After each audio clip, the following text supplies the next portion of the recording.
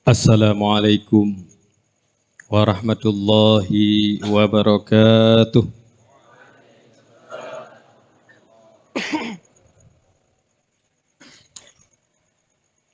Alhamdulillahilladzi arsala rasulahu.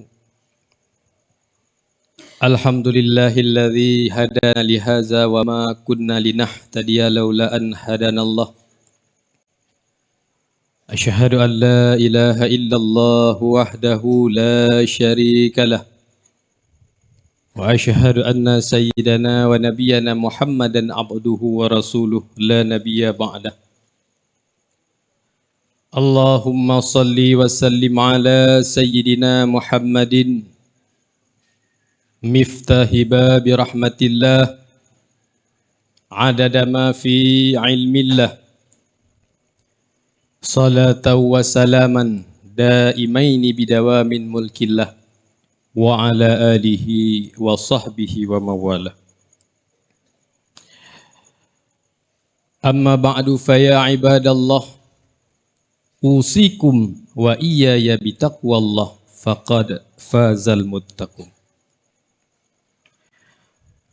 Wa qala ta'ala fil Qur'anil Karim, Bismillahirrahmanirrahim, laqad kana lakum fi rasulillahi uswatun hasanah liman kana yarjullaha wal yawmal akhir wa dzakarallaha katsira. Wa qala sallallahu alaihi wasallam, innama bu'istu liutammima makarimal akhlaq. Sadaqallahul azim wa sadaqa habibuhul karim.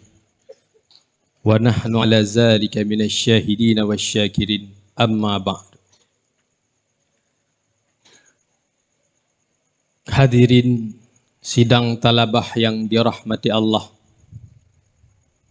di mana pada malam yang penuh berkah, meriah dan indahnya, menurut keluntuan fikih hana tutu yang lebih aula dan hana narid yang lebih indah untuk ulun tuan nukilkan, melainkan dengan mengucapkan bandum pujo muwo kehadirat Allah yang puas sekalian alam,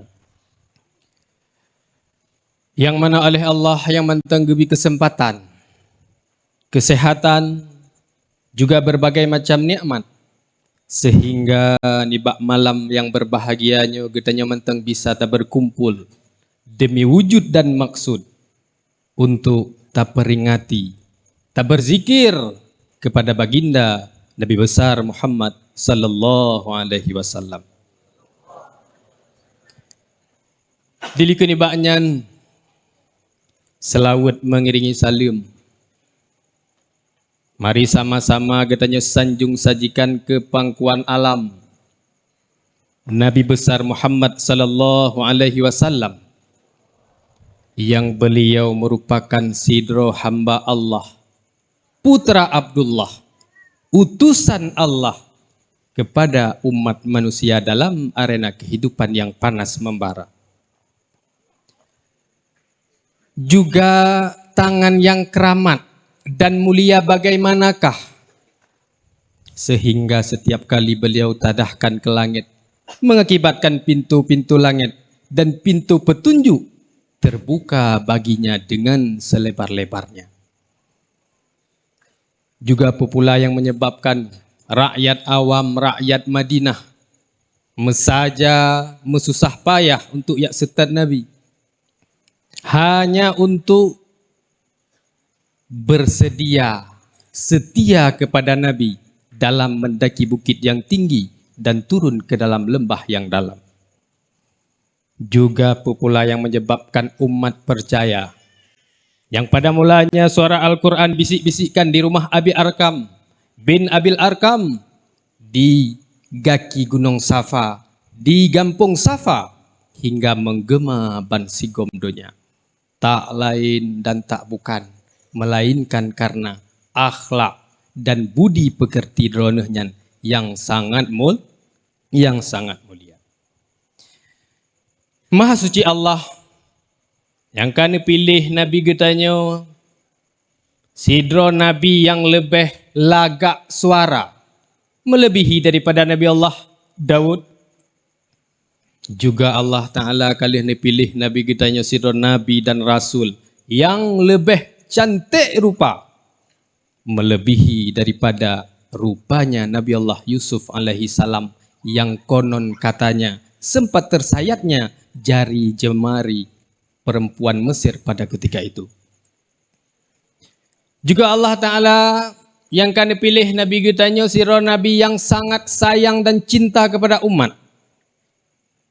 Jika Nabi Allah Nuh, setelah sekian lama Nabi Allah Nuh dakwah, lalu dititik kesabaran Nabi Allah Nuh, Nabi Allah Nuh dikarenakan umat semakin hari semakin hai dengan dakwah Nabi Allah Nuh. Lalu dititik kesabaran Nabi Allah Nuh, nemu doa ba Allah Ta'ala, ya Rabbi la tazar alal ardi minal kafirina dayyara innaka intazarhum yudhillu ibadaka walam yalidu illa fajiran kafara. Ya Allah, hancurkan mereka orang-orang kafir yang tidak mau beriman kepadamu. Andai kata engkau sisakan mereka, nanti keturunan mereka pun akan kafir, akan ingkar kepadamu. Tetapi lain halnya dengan Nabi kitanya Nabi Muhammad sallallahu alaihi wasallam. Di saat Nabi ini hijrah ke negeri Taif, tapi pada saat itu penduduk Taif bukan hanya menerima Nabi, tetapi Nabi dilempar dirham Nabi. Hingga malaikat berkata, ya Muhammad, kenapa engkau tidak mendoakan? Kenapa engkau tidak berdoa kepada Allah agar aku hancurkan mereka, agar lungtiak gunung untuk penduduk Taif tersebut? Tetapi Nabi berkata, baik malaikat. Malah Nabi berdoa, Allahumma hdi qaumi fa innahum la ya'lamun. Sesungguhnya mereka tidak mengetahui nyanban lembut, nyanban sayang dan cintanya Nabi kita kepada umat. Maka oleh karenanya getanya selaku umat sepantas dan sewajarnya getanya cinta kepada Nabi, dan sangat kurang ajarnya getanya selaku umat kalau tidak cinta kepada beliau. Karena kenapa? Segolom getanya cinta kepada Nabi, lebih awal dile Nabi sangat sayang dan sangat cinta kepada Allahumma salli alaih. Kemudian sebagai bukti Nabi kitanya sangat cinta kepada umat, ketika bak sabuh malam Nabi ini bedah untuk menunaikan sembahyang tahajud. Lalu pada saat itu Jibril pun datang. Malaikat Jibril sedih nikalan Nabi dikarenakan mantang mecap tertempel bekasan pelepah kurma yang ada di pipi beliau. Malaikat Jibril nikah, ya Rasulullah, sedih tak len kalan ron ya Rasulullah. Bahkan hanya berdoa ya Rasulullah, semoga Allah Ta'ala berikan harta kepada ron. Atau hanya tem nemu doa le ron, lun doa le long jid ya Rasulullah, ne aminkan le ron. Lalu doa ya Rasulullah drone bejit ke si Raja Jid, baik Jibril. Atau ni berdoa, lalu doa ba Allah agar drone diberikan harta yang banyak Jid Muhammad, ada malaikat Jibril. Baik Jibril. Jibril negeri Nabi. Andai kata engkau ingin berdoa kepada Allah, maka mintalah agar semoga umat lun baikna mesiropi yang dipetamang dalam nurakanya Allah. Saking cintanya Nabi kepada saking cintanya Nabi kepada umat. Sallu ala Nabi Muhammad. Allahumma salli alaihi. Kemudian delikun ibaknya salim sejahtera juga senantiasa mengalir kepada mereka, keluarga dronehnya yang suci murni, permaisuri yang selalu setia, yang telah rela mengorbankan harta dan harta bendanya hanya demi Allah dan Rasulnya semata. Sebagai contoh, Siti Khadijah merupakan siro istri Rasulullah, merupakan siro ummul mukminin yang Sebelumnya sidro konglomerat besar, sidro urang kaya raya. Sejarah tercatat hampir sepertiga harta kekayaan Nanggro Mekah pada ketika itu adalah milik Siti Khadijah. Tetapi apa hendak dikata, setelah Nabi persuntingkan Siti Khadijah, ubina harta Siti Khadijah disumbangkan mendum kepada Allah, disumbangkan mendum kepada Nabi, disumbangkan mendum kepada umat demi agama. Sehingga bahasa bahura ketika Nabi nuwa urumoh, maka Nabi nikahlah Siti Khadijah dalam keadaan sedih bermurung durja. Lalu Nabi ni tanya, "Ya Ummul Mukminin, gerangan apakah yang engkau tangisi? Puku kata kecewa terhadap harta kata yang kalun Pak Abih Khadijah?"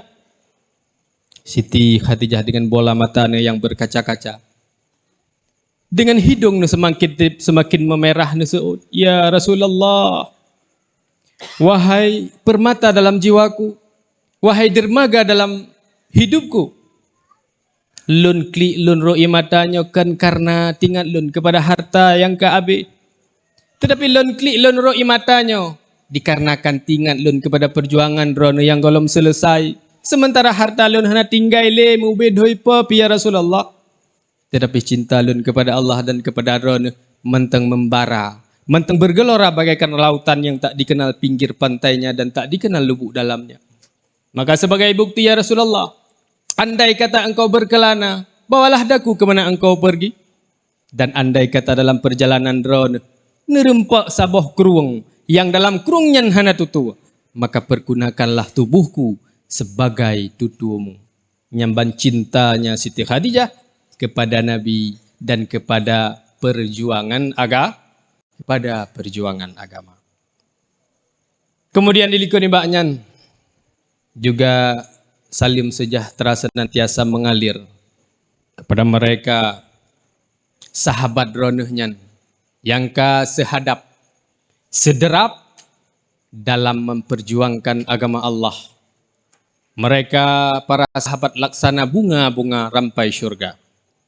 Dan juga iman mereka para sahabat kepada Nabi, sayang dan cinta mereka semakin hari semakin bertambah.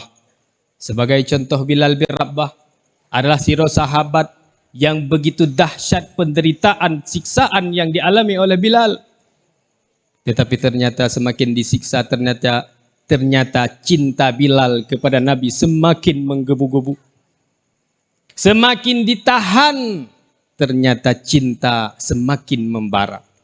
Lalu Bak Sabahuro ketika sahabat tanya Bak Bilal, "Hai Bilal, pajan kata tarempak kesenangan, kebahagiaan. Pukul di saat kata rempak kedudukan? Pukul di saat kata rempak jabatan?" Bilal menjawab, "Tidak wahai sahabat. Justru di saat anak bata diginten atih dadalun, di saat darah mekebah-kebah dalam babah lun, maka di saatnya lah seolah-olah anak gunci syurga kalung tememat wahai sahabat." Nyan ban cinta dan sayang Sayyidina Bilal kepada Nabi Muhammad. Sehingga di saat Nabi wafat, Sayyidina Bilal tidak mau azan lagi di Masjid Nabawi. Setelah Nabi kitanya nuwa ba Allah, Bilal nelaka idin, "Bak Khalifah ya Amirul Mukminin, bagaimana kalau seandainya saya tidak azan lagi di masjid ini?" Sayyidina Abu Bakar ni jawab, "Bilal, kamu tidak mau azan lagi di masjid ini? Bagaimana mungkin Bilal? Sementara engkau adalah orang yang telah dipilih oleh Nabi untuk menjadi muazzin di masjid ini." Bilal nusuut, "Kan halun tenle azan wahai Amirul Mukminin, tetapi han sanggup lelun azan karena lun begitu cinta kepada Muhammad sementara Muhammad tiada lagi."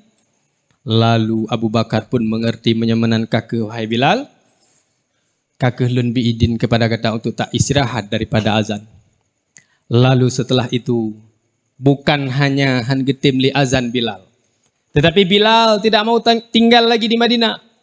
Bilal langsung nehijrah ke Dehu Nanggro Syam. Begitu juga dengan sahabat yang lain seperti Anas bin Malik misalnya. Setelah baginda Nabi wafat, Anas bin Malik pun tidak mau lagi, tidak sanggup lagi tinggal di Madinah. Anas bin Malik pun hijrah ke negeri Basrah. Lalu pada suatu malam, Sayyidina Bilal nelumpo kepada Rasulullah. Di dalam lumpo tersebut, nekhele Nabi bak Bilal, wahai Bilal, mahazal jafa.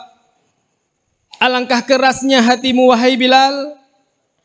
Hantam pernah le tasawulun, pekahana le sayang ataupun cinta kata kepada alun? Terkejut Sayyidina Bilal daripada tidurnya.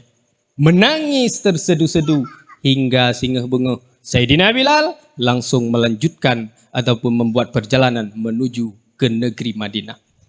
Lalu di saat sampai unanggro Madinah, Le Bilal mempercepat perjalanannya. Hana nekalan wi dan unun Le Bilal. Hana nekalan bangunan-bangunan yang ada di Madinah. Hana nekalan handai tolan yang ada di Madinah. Karena penglihatan Bilal hanya tertuju kepada Nabi dan Masjid Nabawi. Lalu setelah sampai bak kuburan Nabi, Bilal pun merangkak seolah-olah. Seraya mengucapkan salam, Assalamualaikum ya Rasulullah. Hancur, begitu berkeping-keping hancurnya hati Bilal dikarenakan rindu yang begitu sangat kepada Nabi Muhammad sallallahu alaihi wasallam. Allahumma salli alaihi. Allahumma salli alaihi. Lalu para sahabat pun mendekat dan tanya, wahai Bilal, kenapa engkau menangis? Bahkan kata klik layat hat-hat, wahai Bilal, kamu hantam pernah kata bersedih seperti itu? Beli Bilal ni jawab, wahai sahabat, lun buklam lun rumpo Rasulullah, dan saatnya lun sangat takut ditinggalkan oleh Rasulullah. Makanya lun klik langsung lunjak ke Madinah. Lalu le para sahabat ne persilahkan kepada Bilal, wahai Bilal, katrib kata yang hana merumpok. Katrib kata wahai Bilal, hana dajak le ke Madinah, dan kamu katrib tat hantom le mendengar suara azan kata. Sedikah kiranya hari ini engkau azan lagi, wahai Bilal? Le Bilal merunduk seraya berkata, Tuan, biarkanlah hamba menjadi muazzin Nabi saja. Setelah Nabi meninggal, Nabi wafat, maka hamba bukan lagi siapa-siapa. Merasa keberatan Bilal. Hana tim azan, kan hana tim sebenarnya tapi tidak sanggup. Lalu tiba-tiba datanglah dua cucu Nabi Hasan dan Husain. Mereka pun meminta Bilal untuk azan. Langsung nejak Hasan dan Husain. Seraya mereka berkata, wahai paman, sudikah hari ini engkau azan lagi? Kamu ingin mengenang kakek kamu melalui suara azan drone? Bekah dada Bilal di saat nekalan cucu Nabi. Di saat Bilal nekalan wajah Sayyidina Hasan, seolah-olah Rasulullah di depan mata Bilal. Di saat nekalan Sayyidina Husain pun demikian. Akhirnya Sayyidina Bilal pun merangkul dan mencium dua cucu Nabi tersebut dan mencium Rasulullah pada mereka. Lalu dengan berat hati Sayyidina Bilal pun mau mengumandangkan azan pada saat itu. Kemudian naiklah Bilal di atas mimbar, di atas menara untuk melakukan azan dengan yang sangat terpaksa. Di saat jaro nepuduk bak geliung Bilal, seraya nekun Allahu Akbar, Allahu Akbar, terkejut penduduk Madinah ni bak orangnya. Allahu Akbar, Allahu Akbar. Mereka bertanya, apakah Muhammad sudah bangkit kembali? Asyhadu an la ilaha illallah. Berbondong-bondong masyarakat Madinah untuk menuju masjid, untuk memenuhi panggilan azan. Lalu di saat rukbak kalimat asyhadu anna Muhammadar Rasulullah, hanjit lena azan Bilal. Di saat asyhadu anna Muhammad, tegleng nafah Bilal. Mudhun nafah Bilal. Kaku rasanya lidah Bilal. Rebah Bilal. Lalu para sahabatnya tanya, kenapa Bilal? Apa yang terjadi? Apakah engkau sakit wahai Bilal? Bilal dijawab, aku tidak sanggup lagi untuk melanjutkan azan ini. Di saat aku sebut nama Muhammad, seolah-olah terbayang bak pelupuk mata lun. Sang Rasulullah mantengna berjalan di masjid ini untuk memimpin kita untuk bersalat berjamaah. Bilal pada ketika itu suara azan berubah menjadi suara tangisan. Saking cintanya Bilal kepada Rasulullah. Allahumma salli alaih. Allahumma salli alaih. Nyanban rupanya sayang dan cinta Sayyidina Bilal kepada Nabi Muhammad. Getanya nak cinta kepada Nabi. Nak cinta tanya kepada Nabi. Menyecinta kepada Nabi, maka harus tak buktikan cinta itu. Menyecinta kepada Nabi harus tabuk. Gimana cara dah buktikan menyecinta? Letam selawat kepada Nabi. Tak pubut suruh pujuh tegah yang merupakan adalah sebagai bukti cinta. Nah lagi dikengkeleu yang kun. Menyatanya cinta ke Nabi. Je lagunya. Jut. Tak bukti tak nyata, be cuma tak ungkap tak ucap, bak bibi bukti hana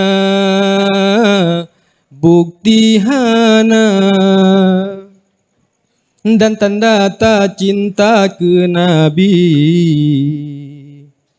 Tatem selawut senja-senja, tak pubut suruh, tak pejeuh larangan, nyan ke cinta, nyan tak kuat. Tatem ikut sunnah Nabi, nebile Rabbi tak mengsyuruga. Menyeta ingkar perintah Rabbi, tanya hai akhi hudib celaka. Tatem ikut ahlu sunnah, insya-Allah hudib bahagia. Mubeta ikut ahlul bid'ah, yang pesalah manusia. Oh mere aku se nikli asu. Oh meradil huwa bekabu. Nyan wate lontuan mukat boh puyuh ngamin tak bacan ini. Yang intinya cinta kepada Nabi harus terbuktikan apabila katanya cinta kepada Nabi. Kemudian dilikuni baknya selawat salim sejahtera juga senantiasa mengalir kepada mereka, ulama mutakadimin, ulama mutaakhirin, dan ulama muktabar, dan ulama uzzaman yang mentengna sidoro sapat di atas ruang permukaan bumonya, yang merupakan adalah lampu penerang agama. Kemudian takzim dan keikraman yang terutama sekali ya ulun muliakan ayahanda rohani kita yang bersama Walid beserta keluarga. Talakaiba Allah, semoga Allah Ta'ala sehatkan Walid beserta keluarga. Talakai semoga Allah Ta'ala mudahkan segala urusannya. Talakai Allah Ta'ala semoga Allah Ta'ala limpahkan rahmat dan berkahnya kepada ayahanda rohani kita yang bersama. Kemudian juga kepada ayah beserta keluarga, abi beserta keluarga, dan juga kepada Babandung Guraya yang semebut malam ataupun yang semebut Guraya, yang semebut uro, Guraya yang raya-raya hana luntuan sebut gelar, yang ubit-ubit hana luntuan sebut nama, yang semuanya insya-Allah getanya dimuliakan Allah. Kemudian juga kepada santri, santriwan dan santriwati yang menteng bernaung di bawah panji Ummul Aiman yang naasuh oleh Yang Mulia Walid katanya bersama. Kemudian momentum di balik Maulid Nabi adalah yang pertama sekali akhlakul karimah. Sebagaimana dibegah oleh Nabi, innama bu'istu liutammima makarimal akhlak. Hanya saja diutuskan lun dibegah oleh Nabi untuk menyempurnakan akhlak manusia. Jadi di saat manusianya berakhlak, maka di antara manusia akan saling sayang menyayangi. Lalu dikala manusia itu saling sayang menyayangi, dikarenakan akhlak mereka saling sayang menyayangi, sebagaimana dibegah oleh Nabi dalam hadis yang lain, irhamu ahlal arzi, cintai dan sayangilah apa-apa yang di bumi. Nanti di langit, yang di langit akan sayang kepadamu, akan turun rahmahnya kepadamu. Maka oleh karenanya getanya selaku umat Nabi harus berakhlak sebagaimana yang diajarkan oleh Nabi, oleh baginda Nabi besar Muhammad sallallahu alaihi wasallam.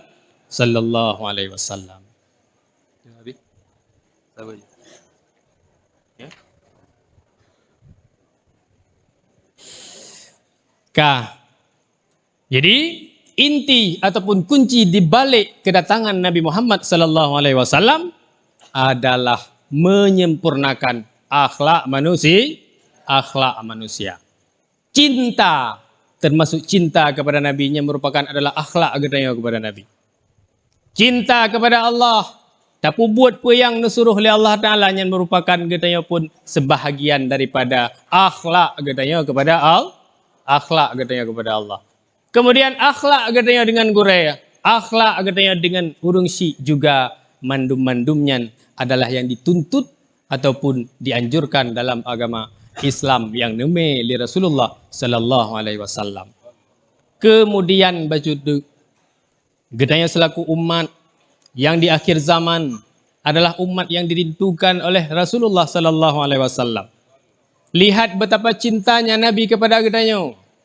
Hingga bak sabahura ketika Khalid bin Walid dihadap oleh dua panglima perang Yahudi yang bernama Panglima Mahan. Lalu mereka bertanya kepada Khalid bin Walid, "Wahai Khalid, katakanlah yang benar, sesungguhnya engkau adalah orang yang merdeka. Dan orang yang merdeka tidak akan berdosa. Kami ingin bertanya kepada kamu, wahai Khalid." Baik, apa yang ingin kalian tanyakan? Li Panglima Yahudinya ditanya, "Apakah benar wahai Khalid, sesungguhnya pedang yang engkau miliki adalah pedang yang diberikan Tuhan, yang diturunkan dari langit?" Li Khalid menjawab, "Tidak. Pedang ini ku beli dengan uangku sendiri." Lalu li Yahudinya dikun, "Berarti banyak sekali pahalamu wahai Khalid. Begitu banyak musuh-musuh yang engkau tebas dalam medan peperangan. Cukup le pahala," kata Khalid. "Cukup le kafe-kafe ataupun musuh-musuh yang mati dalam jaro," kata. Li Khalid bin Walid dijawab, "Tidak. Lung berperang di jalan Allah dikarenakan lun kalun kalan Nabi. Maka iman lung sangat kuat." Tetapi betapa boleh kata, "Nah sabah golongan umat tu pada akhir zaman singa mereka sangat dirindukan oleh Nabi. Mereka tidak pernah melihat Nabi, tidak pernah mendengar lantunan ayat ataupun hadis yang dibacakan oleh Nabi, tetapi mereka beriman kepada Nabi dan Nabi sangat cinta kepada mereka dan bahkan Nabi meneteskan air mata di saat menceritakan hal keadaan mereka." So teman umatnya yang dicinta oleh Nabi, hingga Nabi ru'ya mata di sana ceritakan tentang umatnya bak para sahabat, yang ke mereka, yang ke para gedanya kaum muslimin sekalian, yang hudib tu ahli hanali Nabi, kemudian beriman kepada Nabi, tak tuntut le katanya sebagaimana yang dianjurkan oleh Nabi, maka getanyo nekelin Nabi getanyo adalah ikhwani Nabi. Saudara lun. Sementara mereka sahabat adalah ashabi, sahabat lun nepegah di Nabi. Maka oleh karenanya raya tat pahala katanya cinta kepada Nabi sebagaimana Nabi nepegah man ahabbani kana ma'i fil jannah, sebarang kaso yang cinta kepada lun maka sehingga hari kiamat akan menjanding bahu jih dengan lun. Kemudian di saat tak akui kita cinta kepada Nabi, lagi Abu Nukan pegah harus tak buktikan cinta katanya dengan cara salah satunya yang paling mudah adalah dengan berselawat kepada Allahumma salli alaihi. Jadi lo rasanya kementang sebagai perkenalan diri lun. Malamnya kemudian selanjutnya akan terserahkan kepada guru-guru yang di sini untuk lanjutkan zikir katanya bersama ni malam yang berbahagianya. Lebih dan kurang raya ta'ala kemah. Terima kasih atas perhatiannya. Mohon maaf atas segala kekurangannya. Billahi taufiq wal hidayah. Assalamualaikum warahmatullahi wabarakatuh.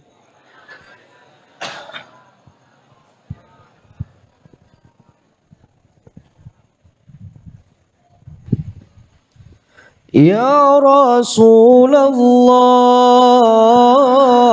ya Nabi, laka syafa'ah wa hadha matlabi ya Nabi, ya Rasulullah, ya Nabi, لك الشفاعة وهذا مطلبي يا نبي يا رسول الله يا نبي لك الشفاعة وهذا مطلبي يا نبي أنت المرتجى يوم الزحام اشفع لنا يا خير الأنام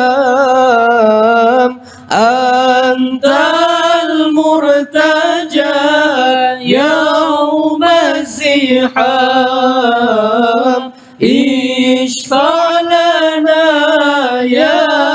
يا خير الأنام اشفع لنا يا حبيبنا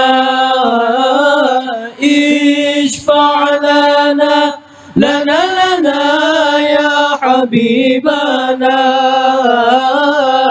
لك الشفاعة يا رسول الله يا نبي يا رسول الله يا نبي لك الشفاعة هذا مطلبي يا نبي يا رسول الله يا نبي لك الشفاعة وهذا مطلبي يا نبي يا رسول الله يا نبي لك الشفاعة وهذا مطلبي يا نبي لودنا بك يا حبيب أنت للخلق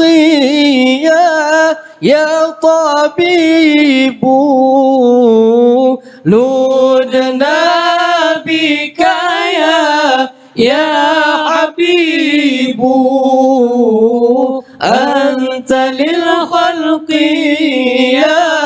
يا طبيب لنا لنا يا حبيبنا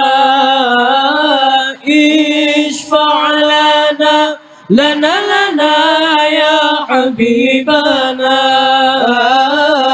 لك الشفاعة يا رسول الله يا نبي يا نبي يا رسول الله يا نبي يا نبي لك الشفاعة هذا مطلبي يا نبي يا رسول الله يا نبي يا نبي لك الشفاعة وهذا مطلبي يا نبي أنت المرتجى يوم الزحام اشفع لنا يا خير الأنام أنت المرتجى يوم الزحام اشفع لنا يا خير الأنام اشفع لنا لنا يا حبيبنا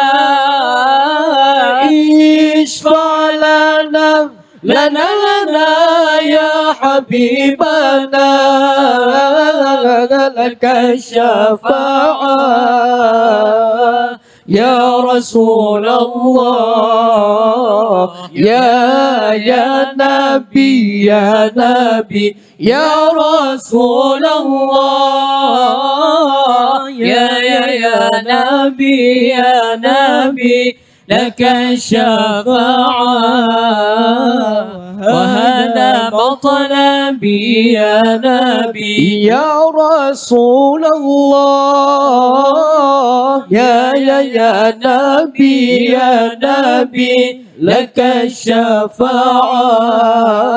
وهذا مطلبي يا نبي لودنا بك يا حبيب أنت للخلق يا طبيب لودنا بك يا حبيب أنت للخلق يا طبيب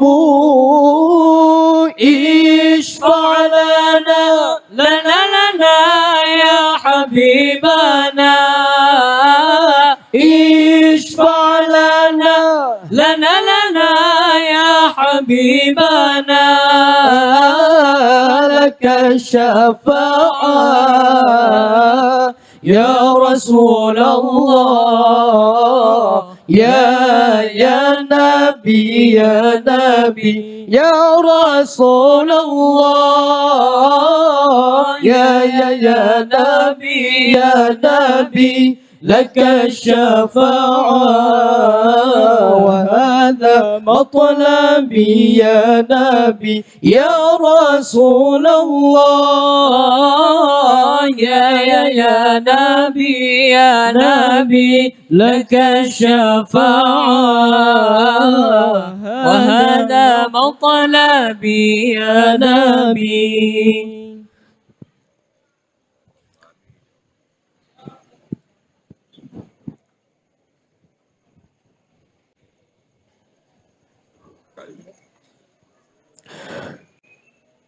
النبي صلوا عليه صلوات الله عليه النبي صلوا عليه صلوات الله عليه وينال البركات كل من صلى عليه وينال البركات كل من صلى عليه النبي صلوا عليه صلوات الله عليه النبي صلوا عليه صلوات الله عليه وينال البركات كل من صلى عليه وينال البركات كل من صلى عليه النبي يا حاضرين يعلم علم اليقين النبي يا حاضرين يعلم علم اليقين إن رب العالمين فرض الصلوات عليه إن رب العالمين فرض الصلوات عليه النبي صلوا عليه صلوات الله عليه النبي صلوا عليه صلوات الله عليه وينال البركات كل من صلى عليه وينال البركات كل من صلى عليه النبي يا من حضر النبي خير البشر النبي يا من حضر النبي خير البشر ودنا له القمر والغزل سلم عليه ودنا له القمر والغزل سلم عليه النبي صلوا عليه صلوات الله عليه النبي صلوا عليه صلوات الله عليه وينال البركات كل من صلى عليه وينال البركات كل من صلى عليه النبي ذاك العروس ذكره يحيي النفوس النبي ذاك العروس ذكره يحيي النفوس النصارى والمجوس أسلموا بين يديه النصارى والمجوس أسلموا بين يديه النبي صلوا عليه صلوات الله عليه النبي صلوا عليه صلوات الله عليه وينال البركات كل من صلى عليه وينال البركات كل من صلى عليه الحسن ثم الحسين للنبي قرة العين الحسن ثم الحسين للنبي قرة العين نورهم كالكوكبين جدهم صلوا عليه النبي صلوا عليه صلوات الله عليه النبي صلوا عليه صلوات الله عليه وينال البركات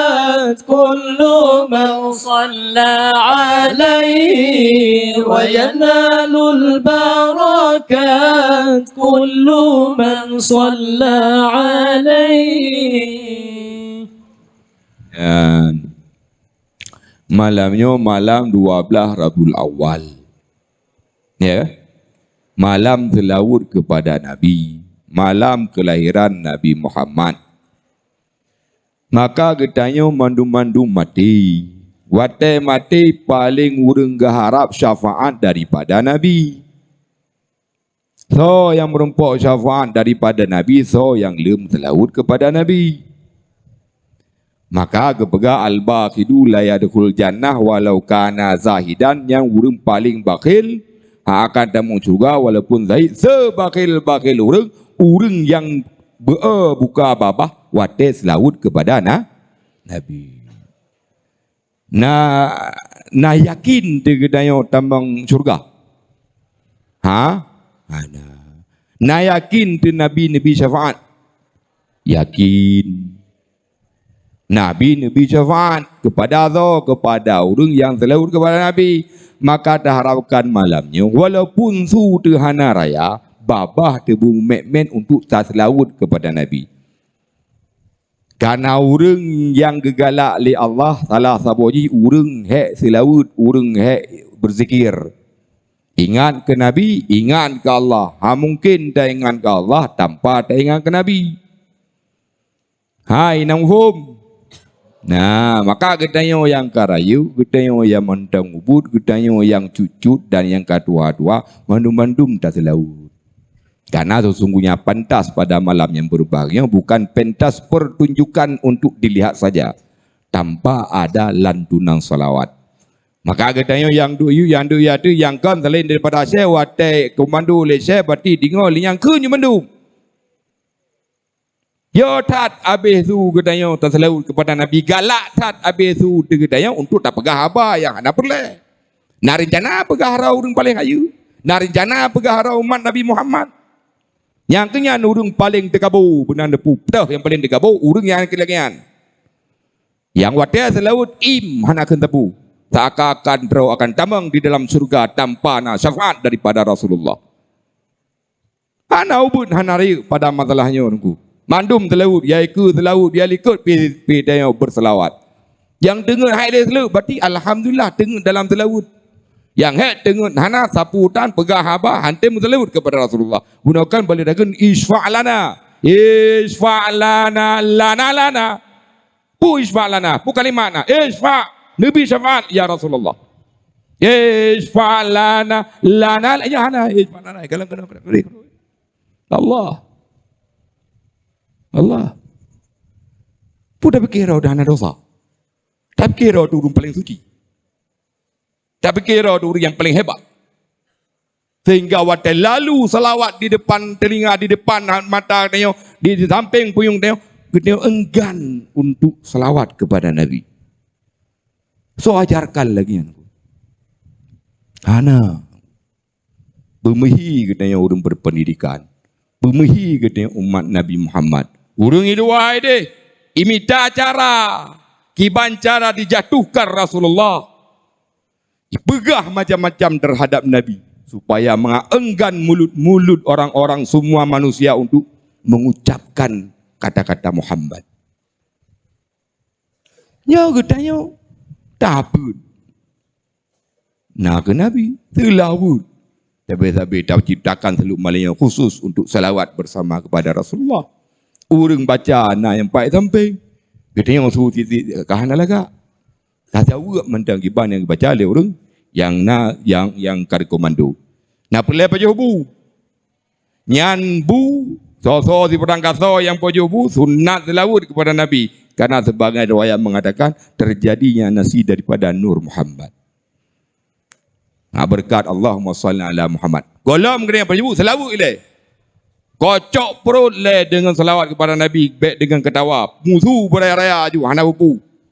Kepada Nabi kepada Nabi kau namho. Nah, ambek watanya Barcelona lawan Real Madrid. Oh, surak urung beberaya malet tu.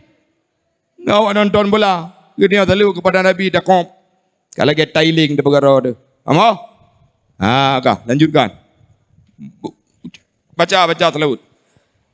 Ya Rasulullah, ya Nabi, laka syafa'ah, wa hadha matlabi, antal murtaja yawma zihami.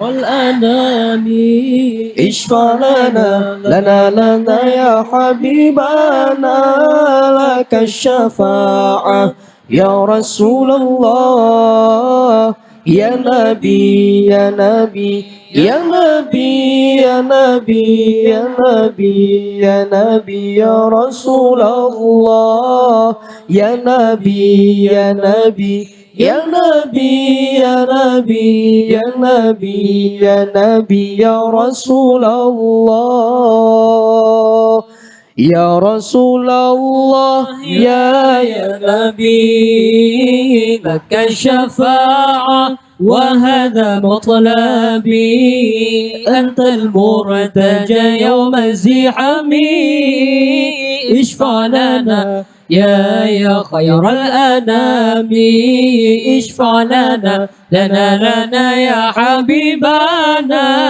لك الشفاعة يا رسول الله يا نبي يا نبي يا نبي يا نبي يا نبي يا نبي يا رسول الله لدنا بك يا حبيب أنت للخلق يا طبيب اشفع لنا يا حبيبنا لك الشفاعة يا رسول الله لدنا بك يا حبيب أنت للخلق يا طبيب اشفع لنا يا حبيبنا لك الشفاعة يا رسول الله يا نبي يا نبي يا نبي يا نبي يا نبي يا نبي يا رسول الله يا نبي يا نبي يا نبي يا نبي يا نبي يا نبي يا رسول الله يا رسول الله يا نبي لك الشفاعة وهذا مطلبي أنت المرتجى يوم الزحام اشفع لنا يا خير الأنام اشفع لنا يا حبيبنا لك الشفاعة يا رسول الله يا نبي يا نبي يا نبي يا نبي يا نبي يا نبي يا رسول الله يا نبي يا نبي يا نبي يا نبي يا نبي يا نبي يا رسول الله جئت للبرايا بالشرع المبين تنشر الهداية بين العالمين اشفع لنا يا حبيبنا لك الشفاعة يا رسول الله جئت للبرايا بالشرع المبين تنشر الهداية بين العالمين اشفع لنا يا حبيبنا لك الشفاعة يا رسول الله يا نبي يا نبي يا نبي يا نبي يا نبي يا نبي يا رسول الله يا نبي يا نبي يا نبي يا نبي يا نبي يا نبي يا رسول الله راحت الأطيار تشدو في ليالي المولد وبريق النور يبدو من معاني أحمد راحت الأطيار تشدو في ليالي المولد وبريق النور يبدو من معاني أحمد وبريق النور يبدو من معاني أحمد وبريق النور يبدو من معاني أحمد بليالي المولد في ليالي المولد عبد الله نام ayahnya Aminah ibundanya Abdul Muttalib kakeknya Abu Talib pamannya Khadijah istri setia Fatimah putri tercinta Semua bernasab mulia Dari Quraisy ternama Inilah kisah sang Rasul Yang penuh suka duka Inilah kisah sang Rasul Yang penuh suka duka Yang penuh suka duka Yang penuh suka duka 2 bulan di kandungan Wafat ayahandanya Tahun gajah dilahirkan Yatim dengan kakeknya Sesuai adat yang ada Disusui Halimah 6 tahun usianya Wafat ibu tercinta Inilah kisah sang Rasul Yang penuh suka duka Inilah kisah sang Rasul Yang penuh suka duka Yang penuh suka duka Yang penuh suka duka Rahatil atyaru tashtu Fi layalil maulidi Wa bariqun nuri yabdu Min ma'ani Ahmadi راحت الأطيار تشدو في ليالي المولد وبريق النور يبدو من معاني أحمد وبريق النور يبدو من معاني أحمد وبريق النور يبدو من معاني أحمد في ليالي المولد في ليالي المولد 8 tahun usia kakek meninggalkannya Abu Talib pun menjaga Paman paling membela Saat kecil pengembala Dagang saat remaja Umur 25 Memperistri Khadijah Inilah kisah sang Rasul Yang penuh suka duka Inilah kisah sang Rasul yang penuh suka duka, yang penuh suka duka, yang penuh suka duka.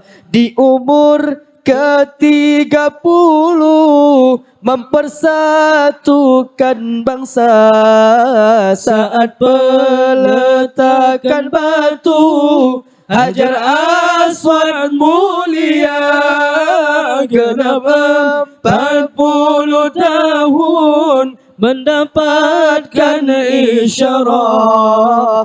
Ia pun menjadi Rasul akhir para anbiya.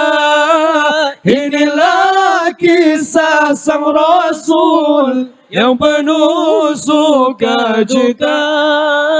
Inilah kisah sang Rasul yang penuh suka duka, yang penuh suka duka, yang penuh suka duka. Rahatil atyar tashdu bilayalil maulidi wa bariqun nur yabdu من معاني أحمدي. راحت الأطيار تشدو في ليالي المولد وبريق النور يبدو من معاني أحمدي. وبريق النور يبدو من معاني أحمدي. وبريق النور يبدو من معاني أحمدي في ليالي المولد، في ليالي المولد.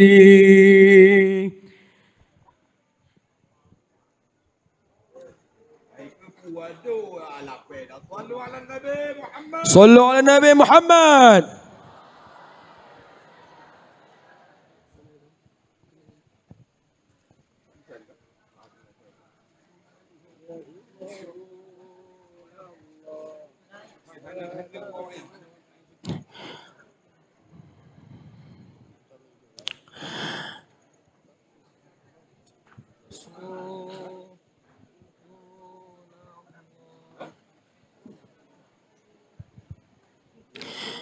يا رسول الله سلام عليك، يا رفيع شاني ودراجي،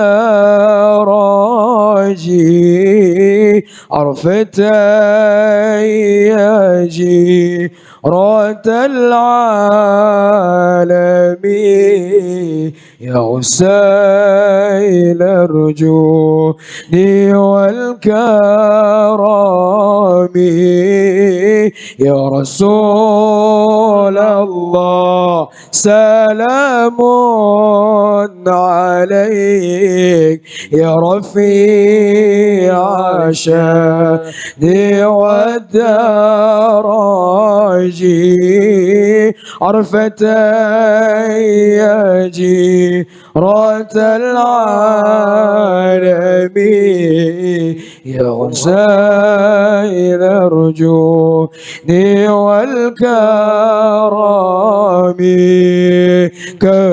kekasih kami Nabi Muhammad, dambaan kami Nabi Muhammad,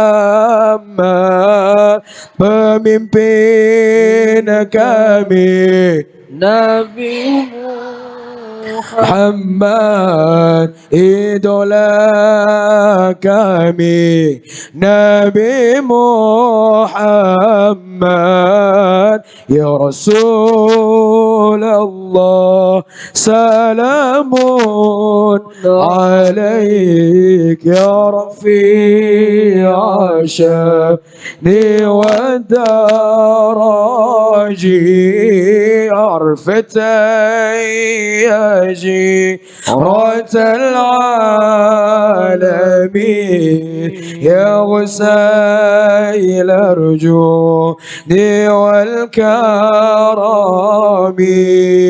صلوات سلام tetapadamu Engkaulah sang Nabi penyejuk hatiku betapa hasrat ingin bertemu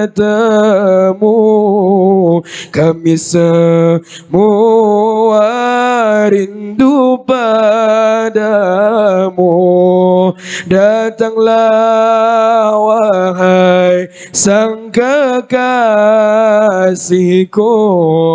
hadirlah dalam mimpi indahku datanglah wahai sang kekasihku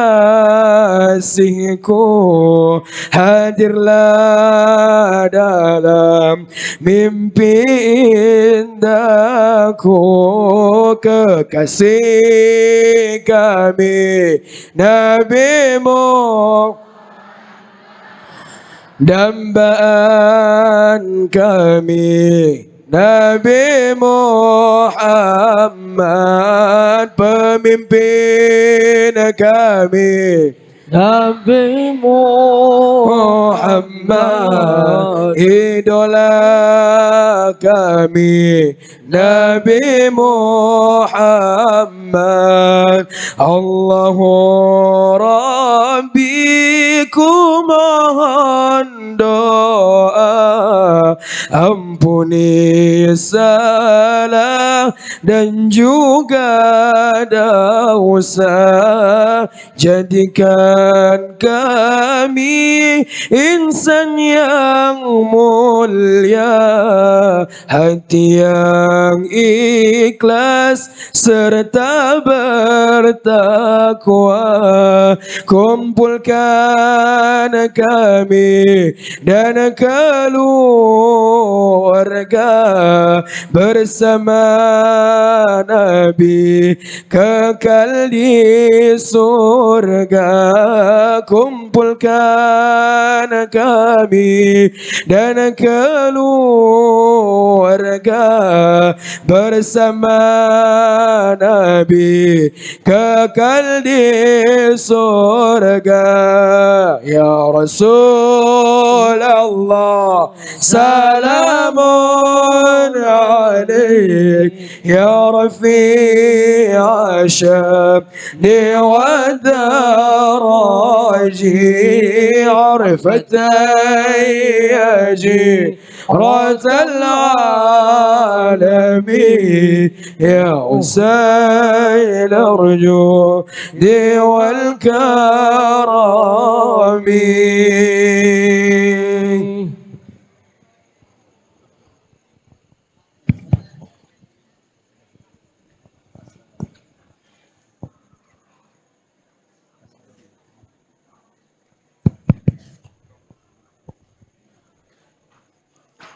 Assalamualaikum warahmatullahi wabarakatuh.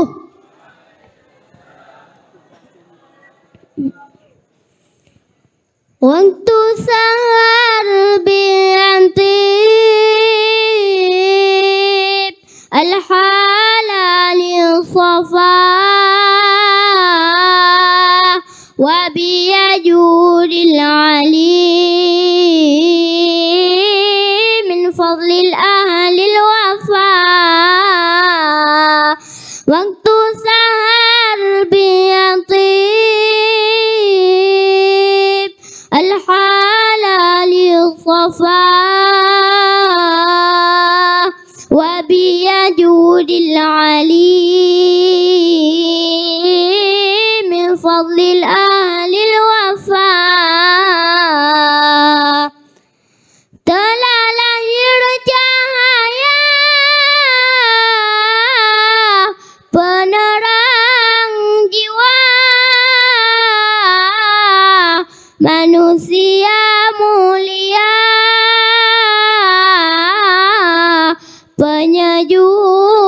jiwa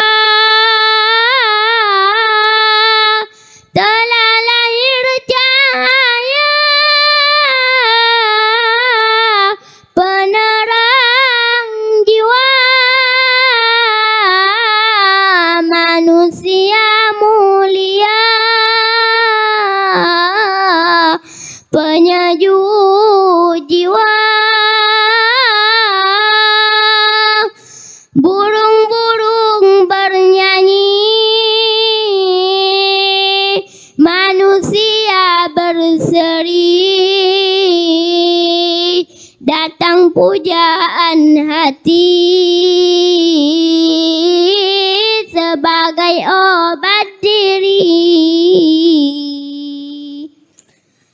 waktu sahar biatib al-halal safa wa biyajudil ali min fadlil ahli wafa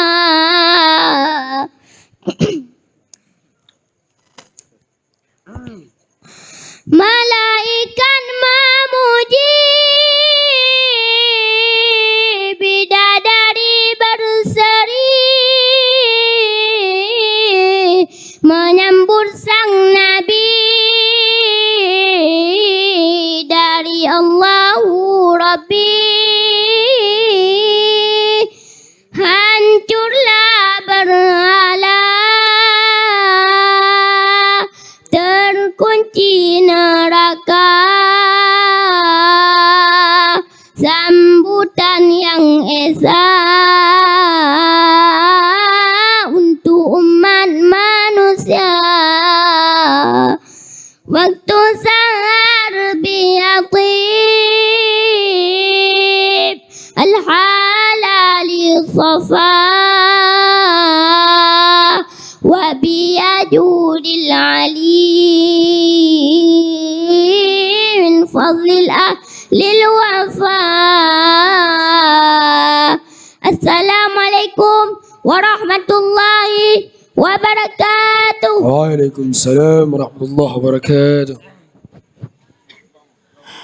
يا إمام الرسل يا سندي الله الله أنت باب الله معتمدي فبدنياي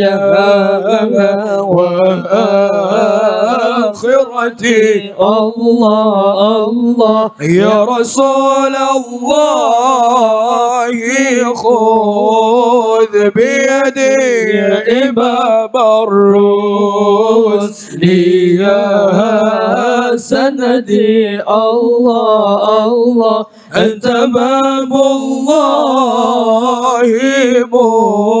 معتمدي فبدنياي وآخرتي الله الله يا رسول الله خذ بيدي قسما بالنجم حين هوى الله ما المعافى والسقيم سوى فاخلع الكونين عنك سوى الله حب مولى العرب والعجم إمام الرسل يا سندي الله الله أنت باب الله معتمدي فبدنياي وآخرتي الله الله يا رسول الله خذ بيدي سيد السادات من مضري الله وسؤال البدوي والحضر صاحب الآيات والصور الله الله منبع الأحكام والحكم إمام الرسل يا سندي الله الله أنت باب الله معتمدي فبدنياي وآخرتي الله الله يا رسول الله خذ بيدي قمر طابت سريرته الله وسجاياه أسيرته صفوة البري وخيرته الله الله أعل أهل الحل والحرم إمام الرسل يا سندي الله الله أنت باب الله معتمدي فبدنياي وآخرتي الله الله يا رسول الله خذ بيدي ما رأت عين وليس ترى الله الله مثل طه في الورى بشرا خير من فوق الثرى الله الله ظاهر الأخلاق والشام إمام الروح لها سندي الله الله أنت باب الله معتمدي فبدنياي وآخرتي الله الله يا رسول الله خذ بيدي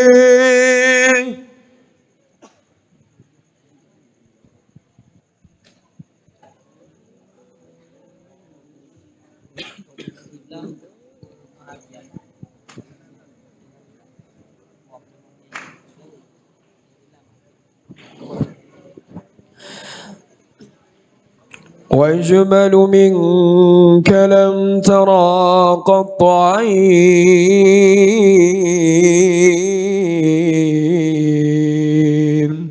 وأطيب منك لم تلد النساء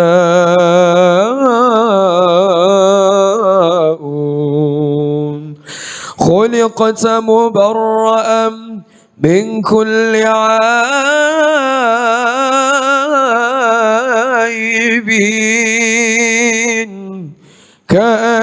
كأنك قد خلقت كما تشاء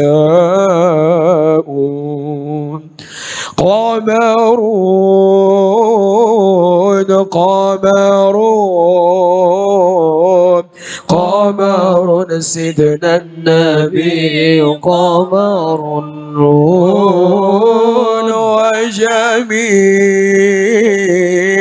وجميل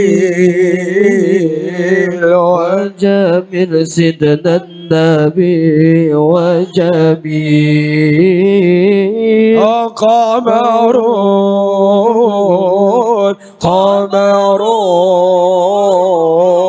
قمر سيدنا النبي قمر الله جميل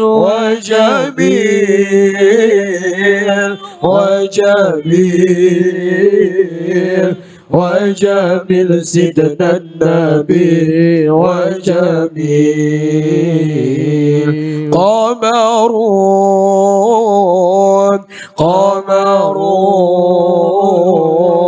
قمر سيدنا النبي قمر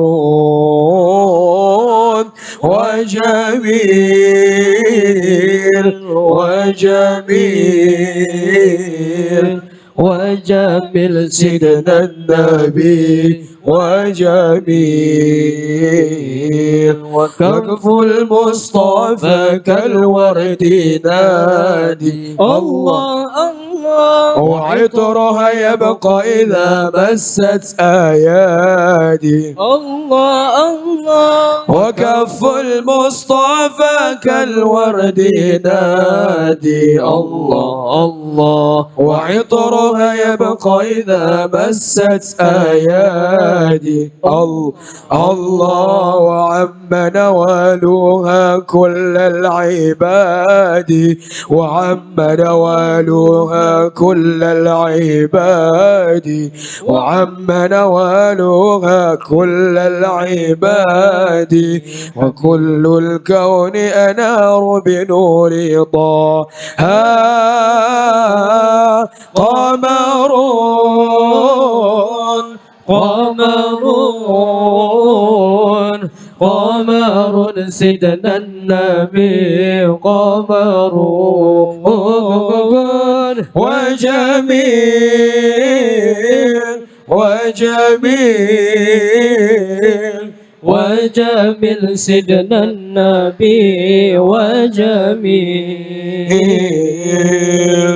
ولا ظل له بل كان نورا الله الله تنال الشمس منه والبدورا الله الله ولا ظل له بل كان نورا الله الله تنال الشمس منه والبدورا الله الله ولم يكن الهدى لولا ظهورا ولم يكن الهدى لولا ظهورا ولم يكن الهدى لولا ظهورا وكل الكون أنار بنور طه قمر قمر قمر سيدنا النبي قمر وجميل وجميل وجميل سيدنا النبي وجميل بورنما بورنما بورنما ككسي كمي بورنما indahnya indahnya indahnya kekasih kami indahnya qamarun qamarun qamarun sidna nabi qamarun وجميل وجميل وجميل سيدنا النبي وجميل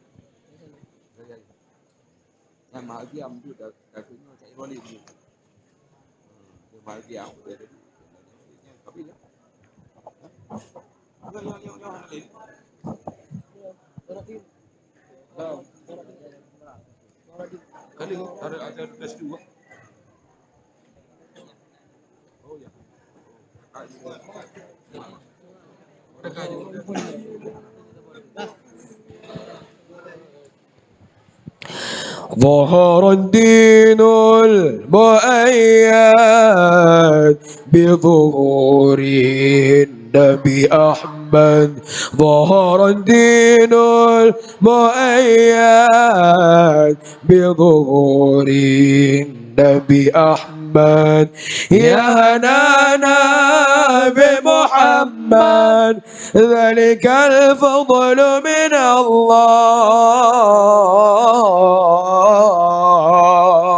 الله الله يا هنانا يا هنانا يا هنانا يا هنانا يا هنانا يا حنانا يا حنانا يا هنانا ظهر الدين المؤيد نبي أحمد ظهر الدين المؤيد بظهور النبي أحمد يا هنانا بمحمد ذلك الفضل من الله الله يا هنانا يا هنانا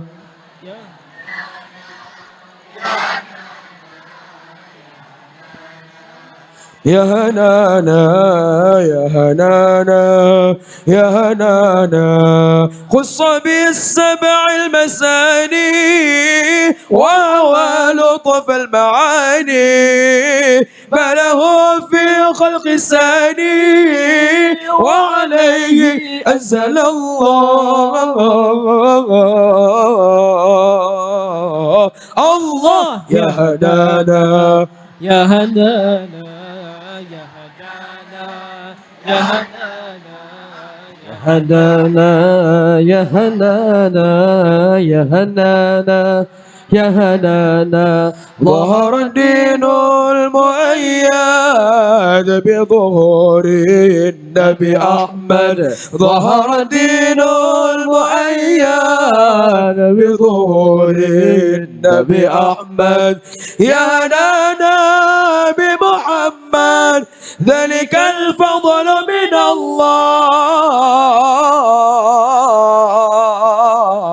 الله يا هنانا يا هنانا يا هنانا يا هنانا يا هنانا يا هنانا يا هنانا يا هنانا من مكة لما ظهر لأجله شق القمر وافتقرت آل موضان به على كل الأنام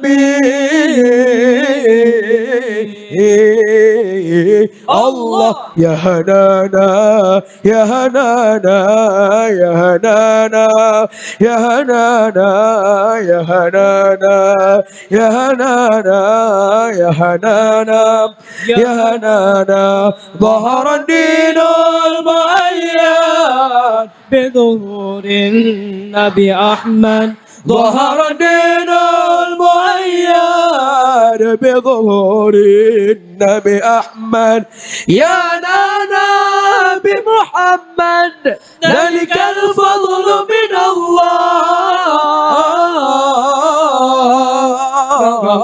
الله يا هنانا يا هنانا يا هنانا يا هنانا يا هنانا يا هنانا يا هنانا يا هنانا يا هنانا يا هنانا يا هنانا يا هنانا يا هنانا يا هنانا يا هنانا يا هنانا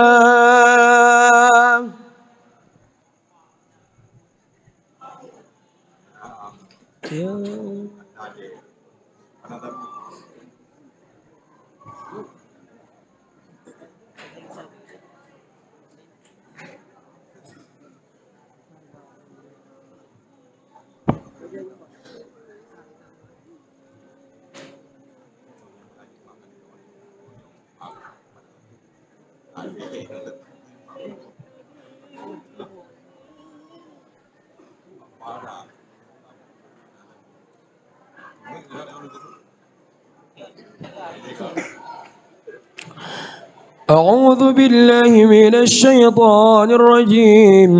بسم الله الرحمن الرحيم. الجنة ونعيمها سعد لمن يصلي ويسلم ويبارك عليه. اللهم صل وسلم وبارك عليه وعلى آله صلى الله عليه. بسم الله الرحمن الرحيم. ابتدئ الإملاء باسم الذات العلية مستدرا فيض البركة على ما ناله وأولى، وسني بحمد موارده سائغة هنية ممتضئا من الشكر الجميل مطايا.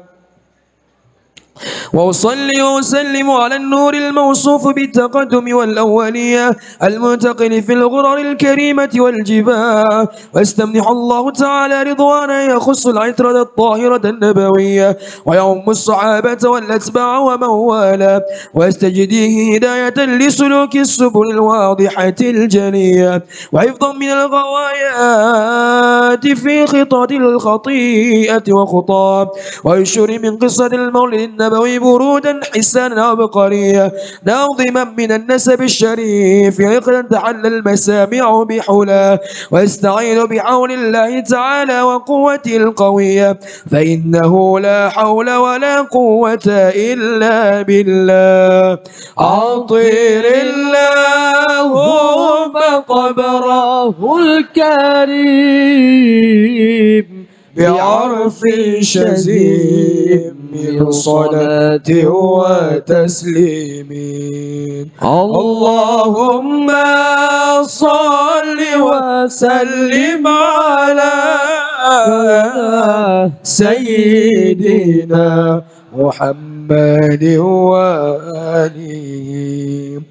وبعد فأقول هو سيدنا محمد بن عبد الله بن عبد المطلب، واسمه شيبة الحمد حمدت خصاله السنية، ابن حاشم واسمه عمرو بن عبد مناف، واسمه المغيرات الذي يأتمر ارتقاط للعليا، ابن قصي واسمه مجمع سمي بقصي لتقاصيه في بلاد قضاعة القصية، إلى أن عاده الله تعالى إلى الحرم المحترم فحما حماه، ابن كلاب واسمه حكيم بن مرة بن كعب بن لؤي بن غالب بن فهر، واسمه قريش وإليه تنسب البطون القراشية، وما فوقه كناني كما جنح إليه الكثير وارتضاه، ابن مالك بن النضر بن كنانة بن خزيمة بن مدركة بن الياس، وهو أول من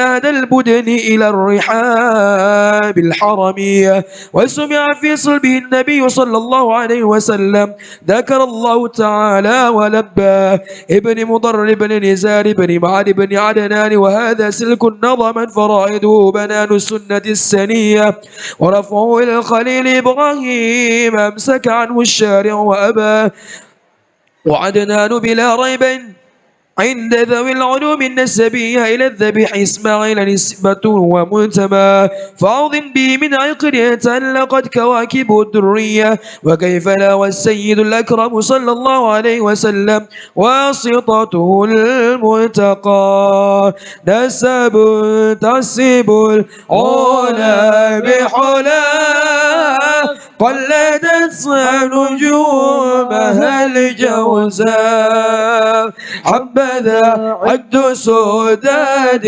وفخار أنت فيه اليتيمة الأصماء، وأكرم به من نسب طاره الله تعالى من صفاء الجاهلية.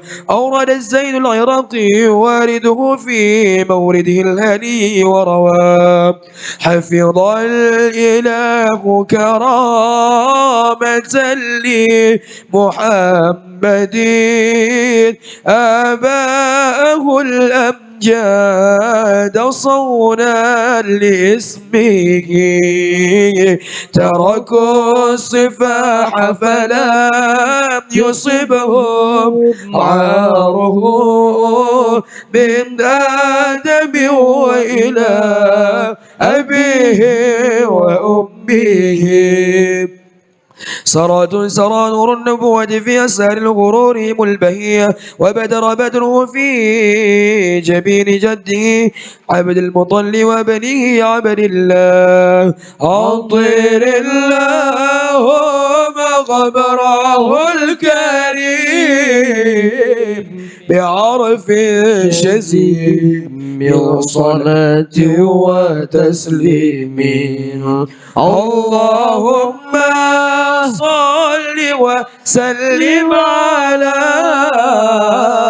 سيدنا ومولانا محمد.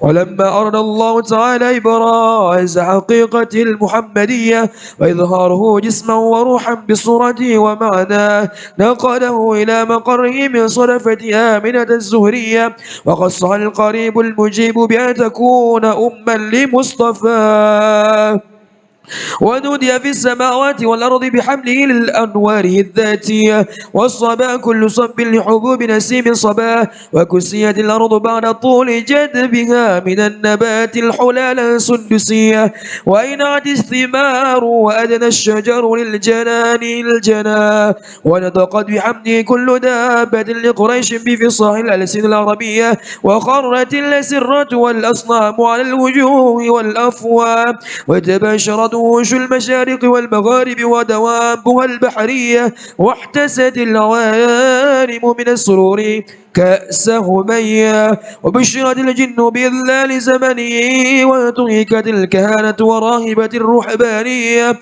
ولهج بخبره كل حبر حبير وفي علا حسن تاب وأوتيت أمه في المنام فقال لها إنك قد حملت بسيد العالمين وخير البرية وسمه ذا وضعته محمدا لأنه ستحمد عقباه عطر اللهم قبره الكريم بعرف شديد من صلاة وتسليم اللهم صل وسلم على سيدنا محمد وآله. ولما تم من حمله شهران على مشهور الأقوال المروية توفي بالمدينة المنورة أبوه عبد الله وكان قد اجتاز بأخواله بني عدي بن من الطائفة النجرية ومكث فيهم شهرا سقيما يعانون سقمه وشكواه. ولما تم من حمله على الراجح 9 أشهر قمرية وأنا للزمان أن ينجلي عنه صدى حضر أمه ليلة مولده آسية ومريم في نسوة من الخضيرة القدسية وأخذها المخاض فولدته صلى الله عليه وسلم نورا يتلألأ السنا ومحيا كالشمس منك مضيء أسفرت عنه ليلة غراء ليلة المولد الذي كان للدين سرور بيومه وازدهاء يوم نالت بوضعه ابنة وهب من فخار ما لم تنله النساء وآتت قومها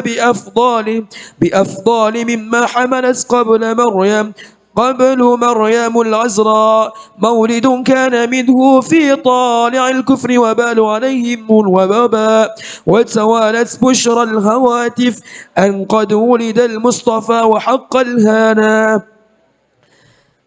وقد استحسن القيام عند ذكر مولده الشريف أئمة ذو رواية وورية فطوبى لمن كان تعظيمه صلى الله عليه وسلم غاية مرامه ومرماه.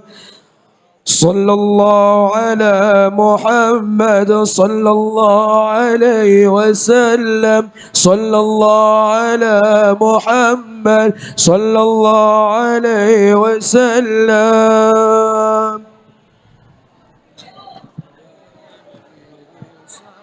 يا نبي سلام عليك يا رسول سلام عليك يا حبيب سلام عليك يا رسول الله صلوات الله عليك يا نبي سلام عليك يا رسول سلام عليك يا حبيب سلام عليك يا رسول الله صلوات الله عليك أشرق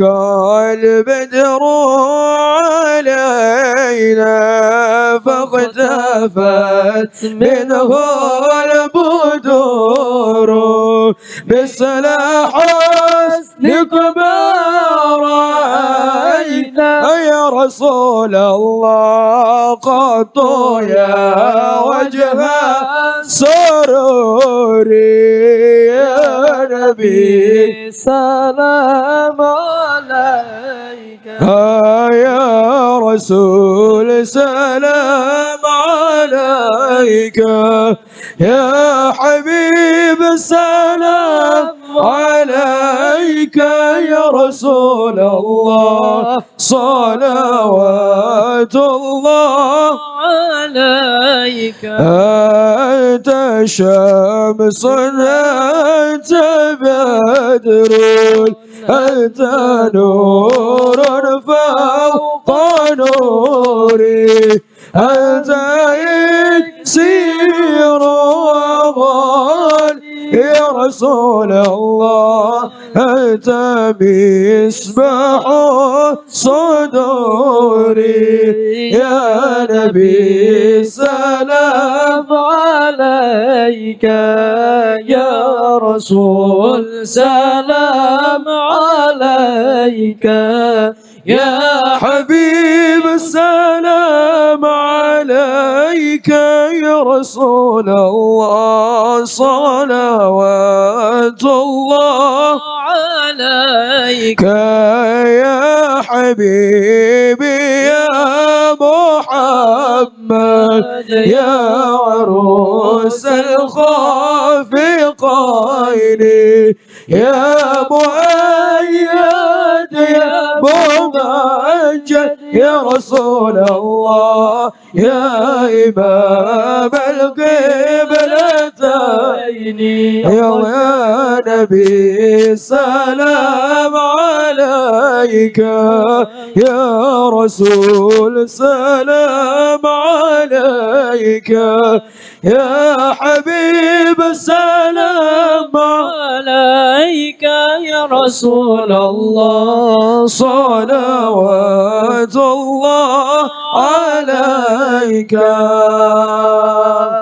مرحبا مرحبا مرحبا يا نور العين مرحبا مرحبا مرحبا جد الحسين مرحبا مرحبا يا نور العين نور العين مرحبا جد الحسين مرحبا مرحبا يا نور العين نور العين مرحبا جد الحسين مرحبا مرحبا مرحبا يا نور العين مرحبا مرحبا مرحبا جد الحسين مرحبا مرحبا يا نور العين العين مرحبا جد الحسين مرحبا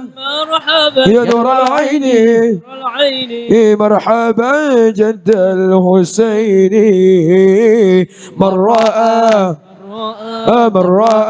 وجهك يا سعاد يا كريم يا كريم الوالدين حوضك صف المبرد وردنا يوم النشور حوضك صف المبرد مبرد الوردنا يوم النشور مرحبا مرحبا مرحبا يا نور العين مرحبا مرحبا مرحبا جد الحسين مرحبا مرحبا يا نور العين عيني مرحبا جد الحسين مرحبا مرحبا يا نور العين نور العين مرحبا جد الحسين مرحبا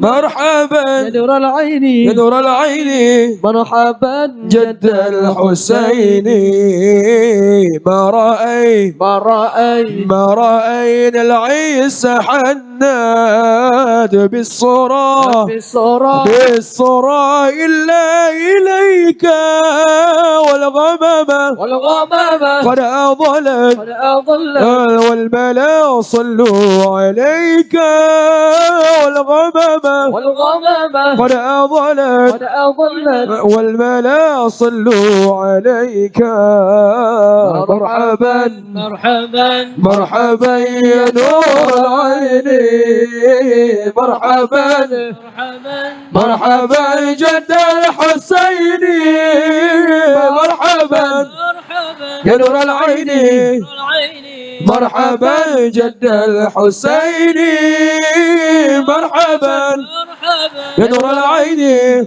العين مرحبا جد الحسين طلع البدر علينا من ثنيات الوداع وجب الشكر علينا ما دعا لله طلع البدر علينا من ثنيات الوداع وجب الشكر علينا ما دعا لله أيها المبعوث فينا جئت بالأمر المطاع جئت شوقنا جميعا يا مجمل طبا طلع البدر علينا علينا من ثنيات الوداع وجب الشكر علينا ما دعا لله كن شفيعا يا حبيبي يوم حشري واجتماع ربنا صل على من حل في خير البقاع طلع البدر علينا علينا من ثنيات الوداع وجب الشكر علينا ما دعا لله اللهم صل وسلم وبارك عليه وعلى آله صلى الله عليه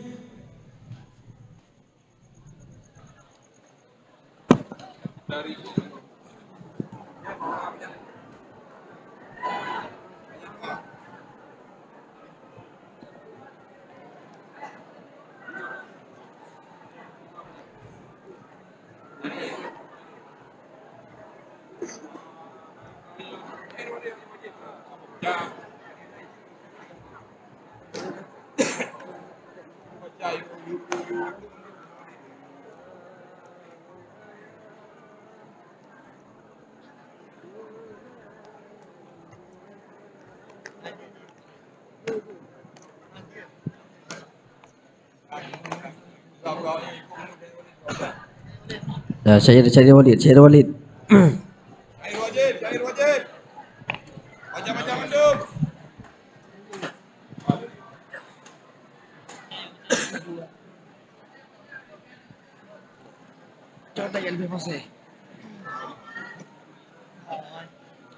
Bunda ngon ayah Kelengan goreng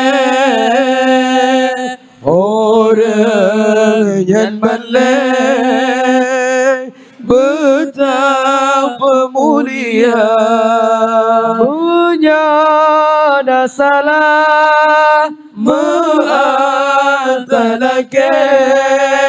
akhirat ente tamam syiruga Jasari bunda gata ke angke setiap wate Hoge japoma gepepip susu wate tanake gusu baole sayang kegata ya sali ayah usaha tiwate ube perle bulan jagata mandum kepetro puyang tanake luweng baje mandum kepena lain lam jasa gebile kure gebi ilme perno agama juta ibadat yang Allah perle hana diduge hudip lam dunya jabitna sakit hatinya mudah pemaaf baakhir masa hal pate gure puyang gepegang hudip tersusah sehingga terasa berena orang kalbun yang mudah pikiran terperah curah tenaga harapan gure berlebih dari Allah murid bertua tamang syiruga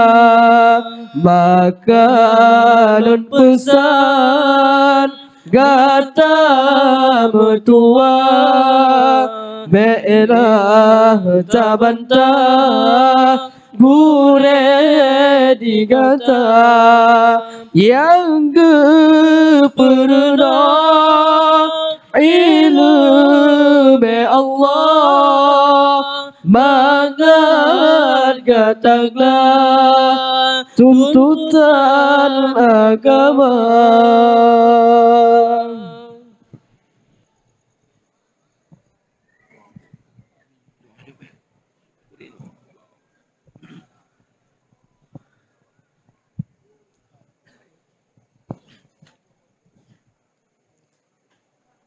أعوذ بالله من الشيطان الرجيم بسم الله الرحمن الرحيم الحمد لله رب العالمين حمدا يوافي نعمه ويكافئ مزيدا يا ربنا لك الحمد كما ينبغي لجلال وجهك الكريم وعظيم سلطانك اللهم صل على سيدنا محمد وعلى آله وصحبه أجمعين اللهم إنا نسألك رضاك والجنة ونعوذ بك من سخطك والنار اللهم إنك عفو كريم حليم تحب العفو فاعف عنا يا كريم اللهم اغفر لنا ذنوبنا وذنوب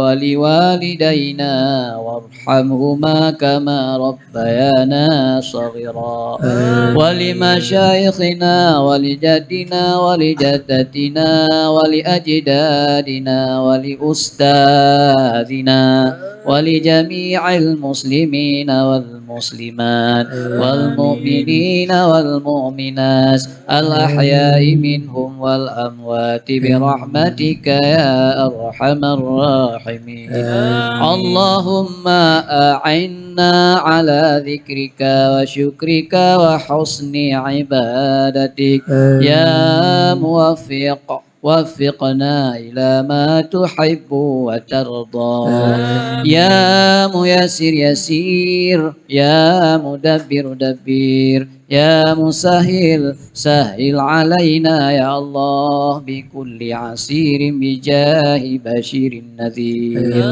يا مقلب القلوب ثبت قلوبنا على دينك وعلى طاعتك اللهم اهدنا الصراط المستقيم اللهم اهدنا الصراط المستقيم اللهم اهدنا الصراط المستقيم اللهم لك الحمد ومنك الفرج وإليك المشتكى وبك المستعان ولا حول ولا قوة إلا بالله العلي العظيم اللهم طول عمورنا في طاعتك وطاعة رسولك واجعلنا من عبادك الصالحين اللهم اختم أجلنا يا الله بحسن الخاتمة ولا تختم علينا يا مولانا بسوء الخاتمة اللهم ربنا ظلمنا أنفسنا وإن لم تغفر لنا وترحمنا لنكونن من الخاسرين ربنا لا تزغ قلوبنا بعد إذ هديتنا وهب لنا من لدنك رحمة إنك أنت الوهاب ربنا آتنا في الدنيا حسنة وفي الآخرة حسنة وقنا عذاب النار وصلى الله على سيدنا محمد النبي الأمي وعلى آله وأصحابه أجمعين وآخر دعوانا أن الحمد لله رب العالمين الفاتحة ورحمة الله أعوذ بالله من الشيطان الرجيم بسم الله الرحمن الرحيم الحمد لله رب العالمين الرحمن الرحيم مالك يوم الدين إياك نعبد وإياك نستعين اهدنا الصراط المستقيم صراط الذين أنعمت عليهم غير المغضوب عليهم ولا الضالين آمين صلى الله على محمد صلى الله عليه وسلم صلى الله على محمد صلى الله عليه وسلم صلى الله على محمد يا ربي صل عليه وسلم رب العالمين. Alhamdulillah, sudah selesai. Nyo na khauri